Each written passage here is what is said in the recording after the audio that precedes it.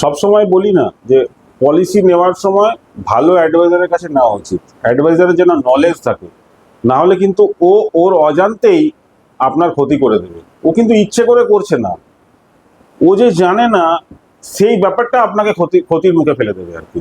দেখুন এক্সাম্পল, একটা 6 বছরের পলিসি, 6 বছর পলিসিটা চলছিল স্টারের, ভদ্রলোকের বয়স 62, পলিসিটা প্রিমিয়াম বেড়ে গেছে, উনি ট্রান্সফার করে অন্য কোম্পানিতে গেছেন, অন্য কোম্পানিতে ট্রান্সফারও হয়ে গেছে, কিন্তু ট্রান্সফার করবার সময় ঠিকঠাক করে ডিক্লারেশনগুলো হয়নি। এই পলিসিটাতে পুরনো পলিসিটাতে 6 বছরের পলিসিটাতে দুটো ক্লেম ছিল, একটা সেরিব্রাল স্ট্রোকের ক্লেম ছিল, আর একটা ওনার মায়ের মাথা ঘুরে একবার পড়ে গেছেন তার জন্য একটা ক্লেম ছিল। এই দুটো ক্লেম ডিক্লেয়ারই করেনি, ডিক্লেয়ার না করেই পলিসিটাকে ট্রান্সফার করে দিয়েছে। এইবার উনি এখন আবার চাইছেন পুরনো জায়গায় ফিরে আসতে। এখন যখন পুরনো জায়গায় ফিরে আসার ব্যাপার হচ্ছে, কিছু টেকনিক্যাল কারণে কিন্তু পলিসিটা করা যাচ্ছে না।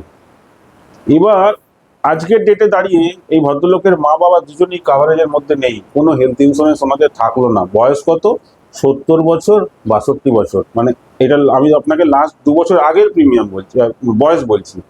এখন ওনাদের বয়স একজনের 72, একজনের 64, একজনের 72, একজনের 64। ভদ্রলোক আমাকে বলছেন যে এখন আমি এই মা বাবাকে নিয়ে কোথায় যাব, কোন কোম্পানিতে পলিসি পাবো, খুব ডিফিকাল্ট ওনাদের জন্য। সে কারণে বলছি, ভালো করে ভেবে চিনতে, একবার দুবার তিনবার চারবার ভেবে যার কাছে পলিসি কিনছেন সে যেন ইনাফ নলেজ রাখে এই ব্যাপারগুলো নিয়ে, না হলে কিন্তু নতুন হোক, ফ্রেশ হোক, পোর্টেবিলিটি হোক, যাই হোক না কেন, বিপদে পড়ে যাবেন, তখন কিন্তু সমস্যা হয়ে যাবে। Thank you.